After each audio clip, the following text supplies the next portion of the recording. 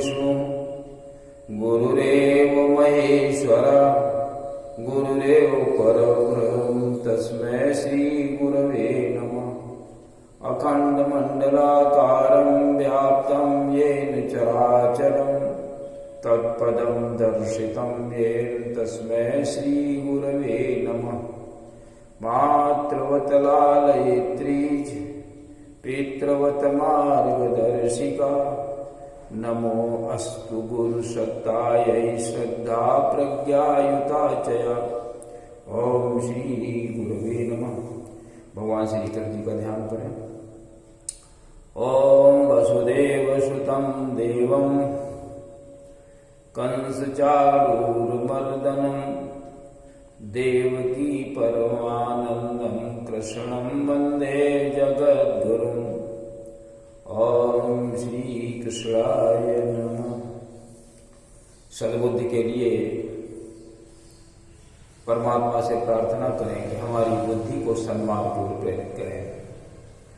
ओम भूर्भुवः स्वः तत्सवितुर्वरेण्यं भर्गो देवस्य धीमहि धियो यो नः प्रचोदयात्।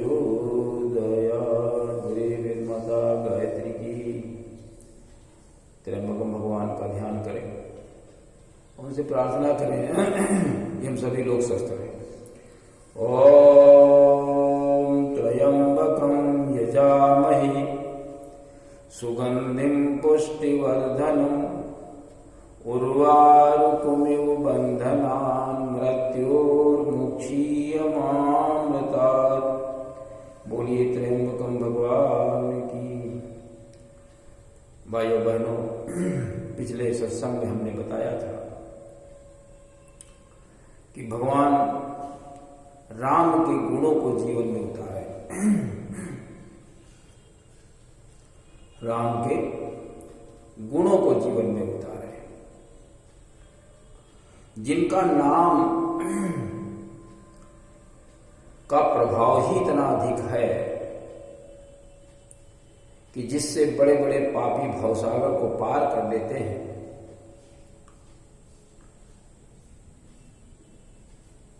उनके नाम से पाप दूर भाग जाते हैं। पाप रूपी पक्षी हमारे मस्तिष्क से चला जाता है। ऐसे भगवान के अगर गुणों को हम धारण कर लें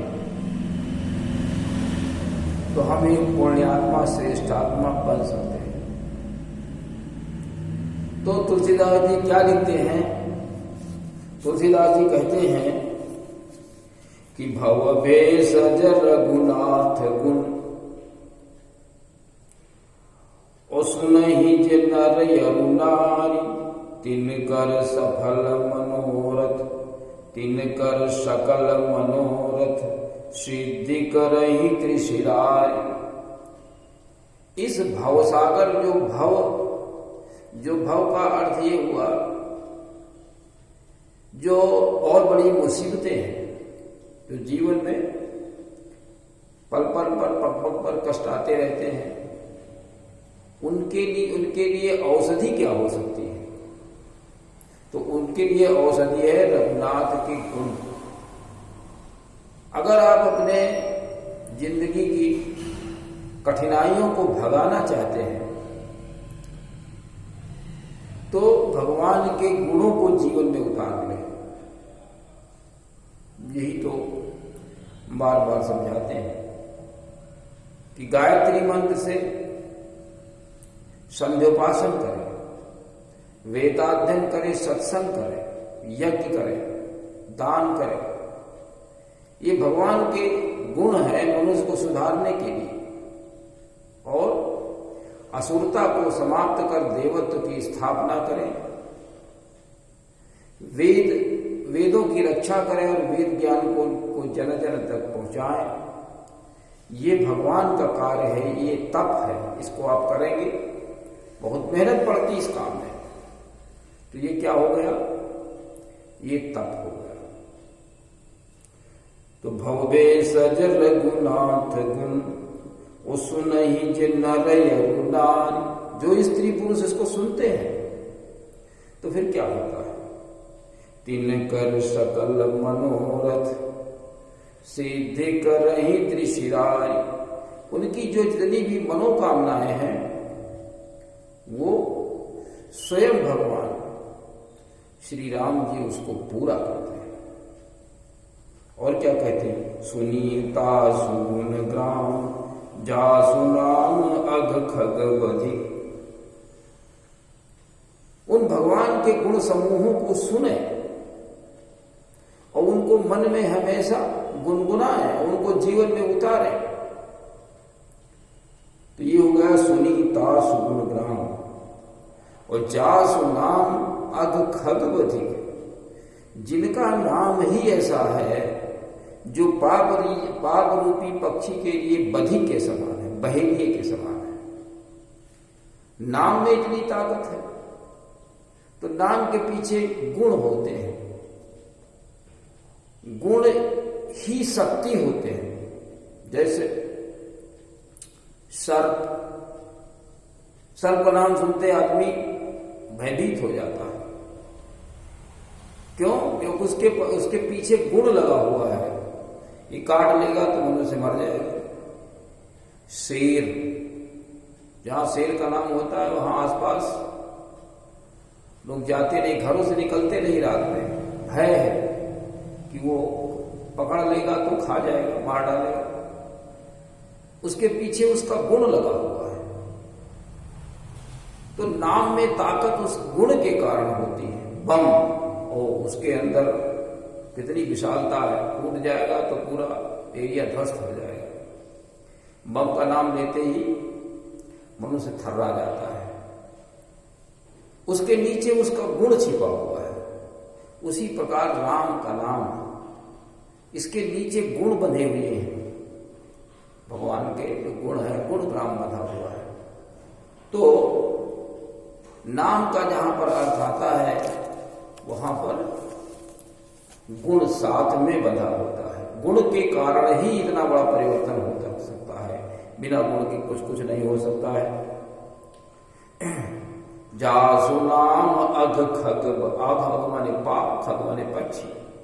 जो पाप रूपी पक्षी हमारे साथ जुड़ा हुआ है वो उसके लिए नाम बधिक के समान है। यानी वो जो गुण है भगवान के वो बहेलिए के समान है। जैसे बहेलिया पक्षियों को पकड़ लेता, मार डालता है, उसी प्रकार से जो पाप है, पाप रूपी जो पक्षी हमारे दिमाग में बैठा हुआ है, जो हमारे जीवन के साथ में जुड़ा हुआ है, उसके लिए भगवान राम के गुण बहेलिए के समान है। हनुमान जी अब आगे क्या होता है? उसने, संपाति ने कहा कि जो इस समुद्र को लांघेगा और बुद्धिमान होगा, कायरता को छोड़ेगा।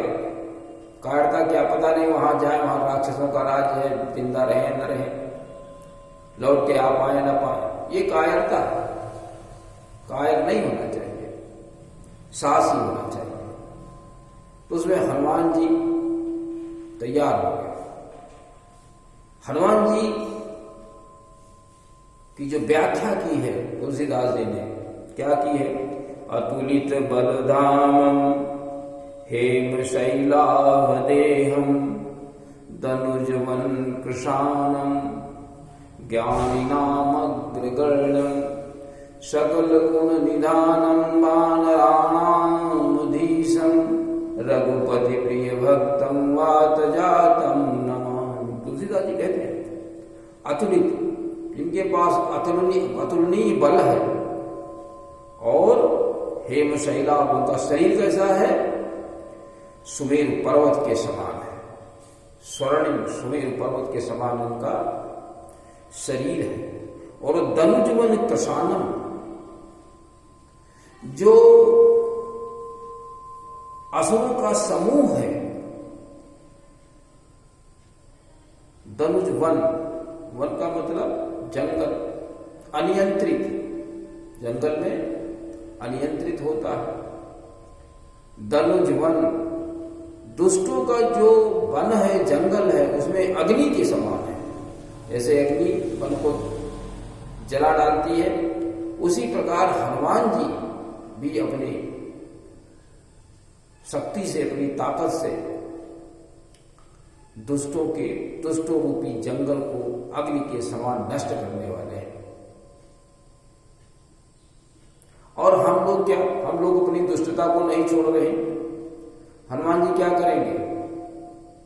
हनुमान जी हमको भी जला देंगे, क्योंकि उनका गुण है, जैसे बिजली का गुण है, जो छू लेगा वो मर जाएगा।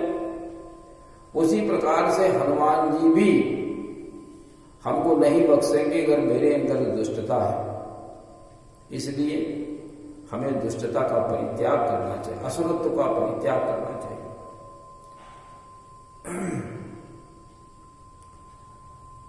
ज्ञानी नाम अग्रगण्य, ज्ञानियों में अग्रगण्य, वेदों का ज्ञान था, बहुत बड़े ज्ञानी थे। सकल गुण निधानम, जितने भी गुण हैं उनका सबका वो भांडार थे। गुण ग्राम मतलब गुणों का समूह, उनके अंदर सारे गुण थे, दुर्गुण नाम की कोई चीज नहीं थी। बाणराणामधीशम, बाणरों के मुखिया। रघुपति प्रिय भक्तम, भगवान के प्रिय भक्त, भक्त और प्रिय भक्त। भक्त तो थे ही, भगवान को बहुत प्रिय भी थे। वातजातम नमामि, पवन पुत्र वायुपुत्र को हम ऐसे वायुपुत्र को नमन करते हैं। इस प्रकार से ये हनुमान जी की के गुणों का वर्णन किया है तुलसीदास जी ने।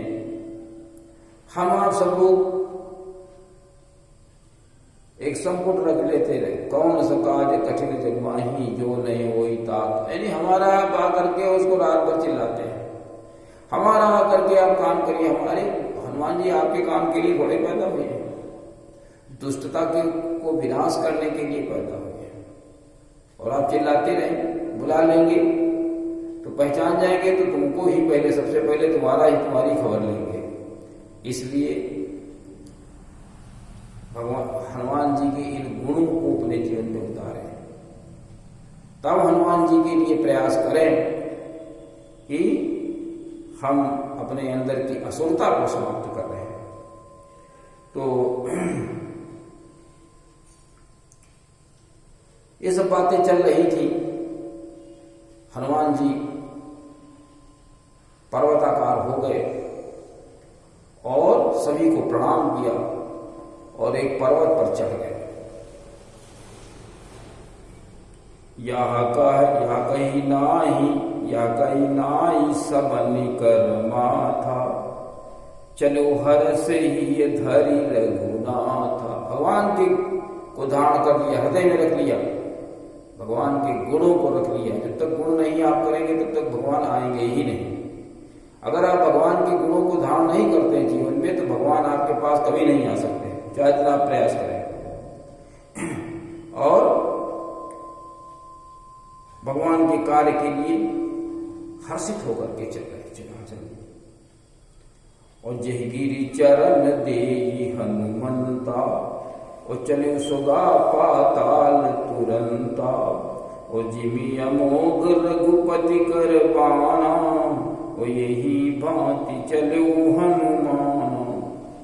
हनुमान जी ने जिस पहाड़ के ऊपर उछले, ताकत लगाई आगे बढ़ने के लिए, 100 योजन समुद्र था, उसको पार करना है, कितना वेग होना चाहिए। और हम जानते हैं कि जब कोई आगे बढ़ता है तो जहां पर वो पैर लगाता है तो पीछे खिसक जाता है। तुलसीदास जी ने लिखते कि वो पर्वत, वो पहाड़ जो है वो पाताल को चला गया, जिसके ऊपर वो उछले थे, जिससे उन्होंने उछाल भरी थी समुद्र को लागने के लिए। वो पर्वत कहां चला गया? पाताल चला गया। और ऐसे चले जिम अमोघ रघुपति कर भाना, यही भांति चलो हनुमान। ऐसे हनुमान जी चल रहे हैं, जा रहे हैं जैसे हनुमान भगवान का अमोघ बाण। अमोघ मतलब असफल बाण। बाण जो चलेगा वो कुछ न कुछ करके आएगा, लौट के नहीं आ सकता। इस प्रकार से हनुमान जी चल दिए। समुद्र ने सोचा कि हनुमान जी जा रहे हैं भगवान कार्य करने के लिए, चलो इनको थोड़ा सा आराम करवा दें कि थकान दूर हो जाएगी। तो मैनाक पर्वत से कहा कि जाओ ऊपर और हनुमान जी को थोड़ा विश्राम करो। तो समुद्र के अंदर से मैनाक पर्वत ऊपर आया, लेकिन हनुमान जी ने उसके भी विश्राम नहीं किया, उसको हाथ से स्पर्श किया और प्रणाम किया, उसका आभार व्यक्त किया। क्या कहा? जलनिधि रघुपति दूत विचारी, तय मैनाक होहि श्रम हारी। आप उनके जो थकान है उसको दूर करें। मैनाक पर्वतों पर आ गया। हनुमान ते ही परसा, कर पुनि कीन्ह प्रणाम, राम काज कीन्हे बिना मोहि कहाँ विश्राम। उसको हाथ से स्पर्श किया, प्रणाम किया और कहा भगवान के कार्य के लिए निकले हैं, जब तक भगवान के का कार्य पूरा नहीं कर लगेंगे वे विश्राम नहीं। अब देखिए अपने इष्ट के प्रति कितनी जबरदस्त भावना। राम काज कीन्हे बिना मोहि कहाँ विश्राम। हम विश्राम नहीं कर सकते हैं राम का जब तक कार्य नहीं पूरा करें। अभी चले जा रहे हैं तो देवताओं ने सोचा कि देखें इनके पास कितना बल है, कितनी बुद्धि है। तो सुरसा को भेज दिया कि जाओ इनके बल और बुद्धि की परीक्षा लो। सुरसा आई, उसने रास्ता घेर लिया, कहा मैं मेरा आहार बन के आओ, जरूर खाऊंगी आपको। हनुमान जी ने कहा ऐसा है भगवान का कार्य करने जा रहे हैं, सीता जी का पता लगा करके हम भगवान को सुधी मुकुंद को बताएं आकर के, फिर हम लोग के आएंगे तब खा लेंगे, लेकिन अभी में जाने दो। सुरसा नहीं मानी, अपना मुंह बढ़ाया तो हनुमान जी ने भी अपना शरीर बढ़ाया, 2 गुना वो शरीर कर दिया। इस तरह बढ़ते बढ़ते जो सुरसा का 400 कोस का मुंह हो गया, तो हनुमान जी ने छोटा सा रूप बनाया, उसके मुंह के अंदर जाकर के बाहर निकल आए, प्रणाम किया और चले गए। सुरसा प्रसन्न हो गई, उसने आशीर्वाद दिया, या बल और बुद्धि में बहुत ही निधान है, खजाना है, भंडार है, आप भगवान का काम करेंगे। क्या कहती है सुरसा? राम काज सब करी हो, तुम बल बुद्धि निधान, आशीष दे गई सो हरसि चले हनुमान। उसने आशीर्वाद दिया, राम काज सब करी हो, राम का सब कार्य आप करेंगे। तुम बल बुद्धि निधान, तुम बल और बुद्धि दोनों के खजाना हो, बहुत अधिक तुम्हारे पास बल है और बुद्धि है, दोनों चीजें, बल और बुद्धि होती है, कार्य की लगन होती है, तभी कोई कार्य सफल हो पाता है। आशीष दे गई सो हरसि चलऊ हनुमान, हनुमान हर्षित होकर के चल दिए।